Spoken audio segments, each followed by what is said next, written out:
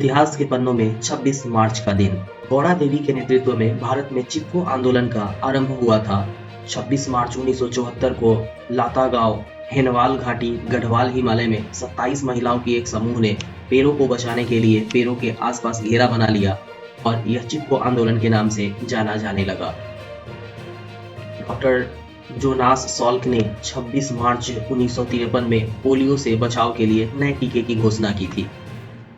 26 मार्च 1971 में शेख मुजीबुर रहमान ने पूर्वी पाकिस्तान को बांग्लादेश के रूप में स्वतंत्र घोषित किया और इसीलिए आज 26 मार्च को बांग्लादेश स्वतंत्रता दिवस मनाया जाता है। गुरु अमरदास 26 मार्च 1952 में सिखों के तीसरे गुरु बने थे। गुरु अमरदास का जन्म 5 अप्रैल 1479 को बसार के पंजाब भारत में हुआ था और उनका निधन 1 सितंबर 1574 को 95 वर्ष की उम्र में गोइंदवाल साहब पंजाब में हुआ। भारत के चौथे राष्ट्रपति वीपी गिरि ने दिल्ली में 26 मार्च 1972 में अंतर्राष्ट्रीय संस्कृत सम्मेलन का उद्घाटन किया था। हिंदी कवित्री और हिंदी साहित्य में छायावादी युग के 4 प्रमुख स्तंभों में से एक महादेवी वर्मा का जन्म 26 मार्च 1907 में हुआ था। आधुनिक हिंदी की सबसे सशक्त कवित्रियों में से एक होने के कारण उन्हें आधुनिक मीरा के नाम से भी जाना जाता है। कवि निराला ने उन्हें हिंदी के विशाल मंदिर की सरस्वती उपाधि दिया था। महादेवी वर्मा ने स्वतंत्रता के पहले का भारत भी देखा था और बाद का भारत भी देखा था।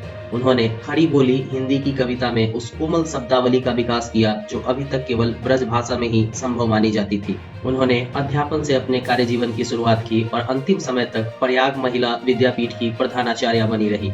उनका बाल विवाह हुआ था, परंतु उन्होंने अविवाहित की भांति जीवन यापन की थी।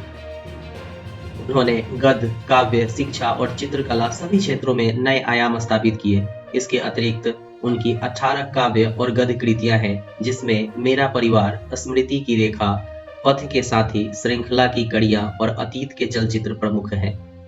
यामा नामक काव्य संकलन के लिए उन्हें भारत का सर्वोच्च साहित्यिक सम्मान ज्ञानपीठ पुरस्कार भी दिया गया था। 1956 में भारत सरकार ने उनकी साहित्यिक सेवा के लिए पद्म भूषण की उपाधि दी थी।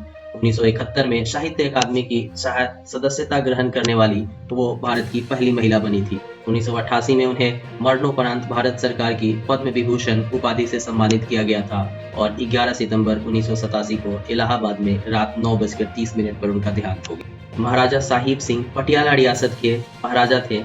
आज ही के दिन 26 मार्च को उनका निधन हुआ था। राजा अमर सिंह की मृत्यु के बाद उनके पुत्र साहिब सिंह पटियाला रियासत की गद्दी पर बैठे और इस समय उनकी उम्र केवल 6 वर्ष थी। साहिब सिंह के गद्दीशीन होने पर शाह आलम ने उन्हें महाराजा का खिताब बख्शा था।